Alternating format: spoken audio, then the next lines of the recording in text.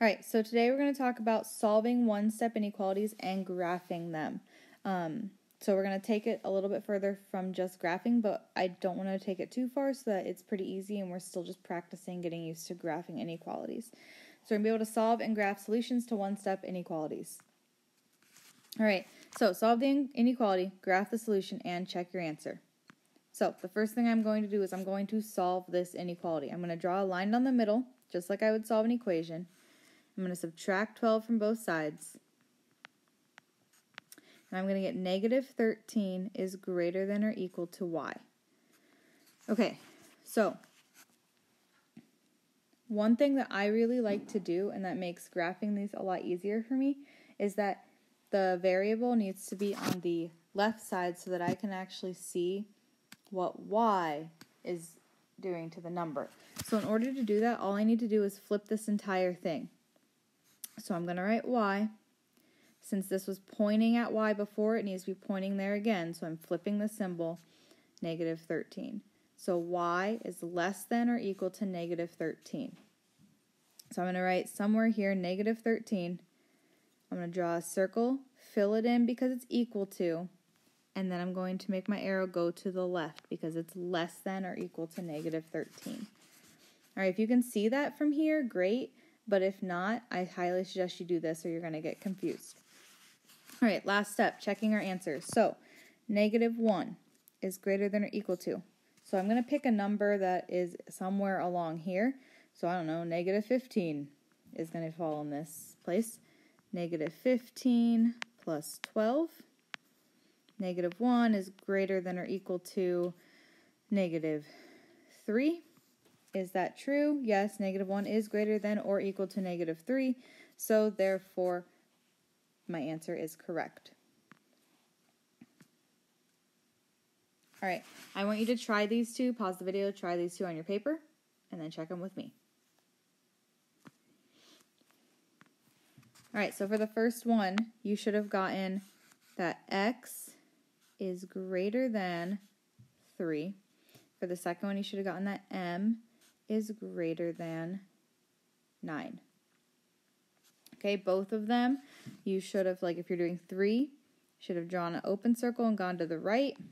Same with if you were doing 9, open circle, gone to the right.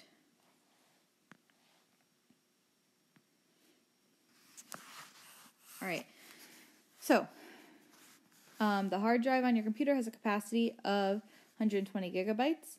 You have used 85 gigabytes. You want to save some home videos to your hard drive. What are possible sizes of the home video collection you can save? Well, we know that your gigabytes have to be at least no more than 120. So I would write something like x is what I'm trying to figure out plus 85 because I've already used 85 has to be less than or equal to 120 gigabytes. All right, so that means that I cannot go over 120. So I'm trying to figure out what I can save in order for not going over 120. So then I'm going to solve minus 85. So x is less than or equal to 35 gigabytes. So 35 to the left. All right, try one. Not with someone next to you, just try it by yourself.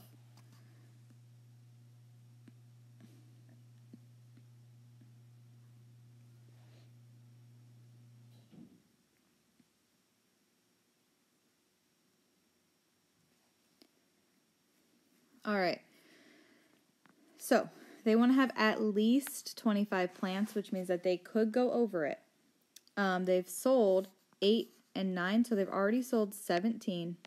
So the amount that they can sell on Friday would be x plus 17 is going to be less than or equal to 25. No, sorry.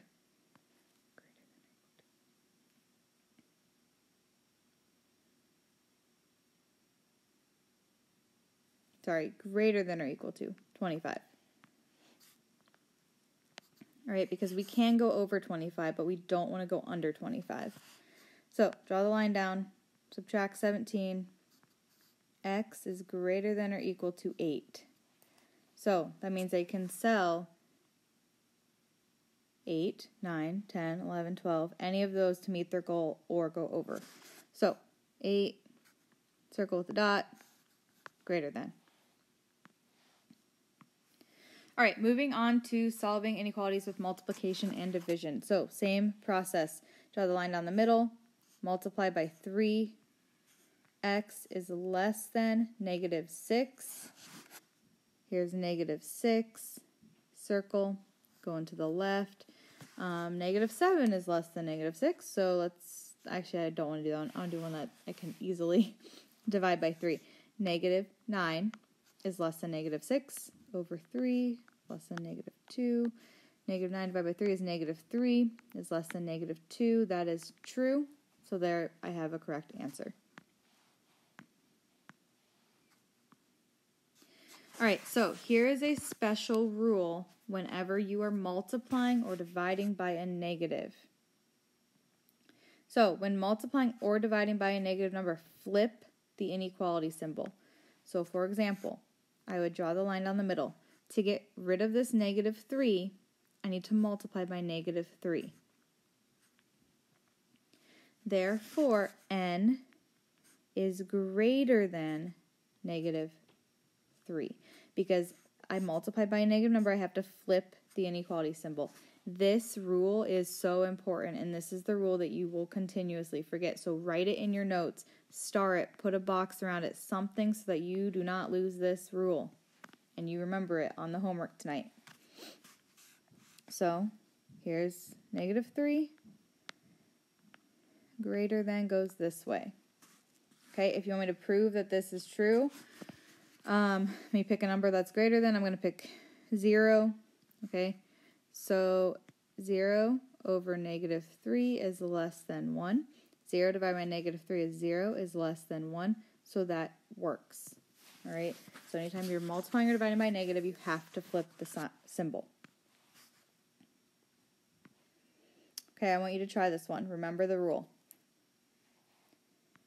All right, so you should come back and you should have gotten that V is greater than 1/2. Okay, so if I have 1/2, I have symbol greater than. All right, 1 is greater than 1/2. So let's try it. Negative 4 times 1 is less than negative 2. Well, negative 4 is less than negative 2, so therefore that works. So that is the correct answer.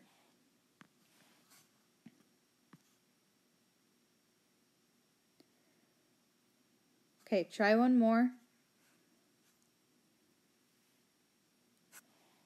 Okay, you should have gotten y is greater than or equal to negative 7. All right, and then you should be able to graph that on your own by now. All right, show your notes to the teacher and you will get your homework. You only have to do odds or evens. You should have plenty of time to finish it tonight. And if you do finish, in class, if you do finish, get out your homework from yesterday and work on finishing that as well.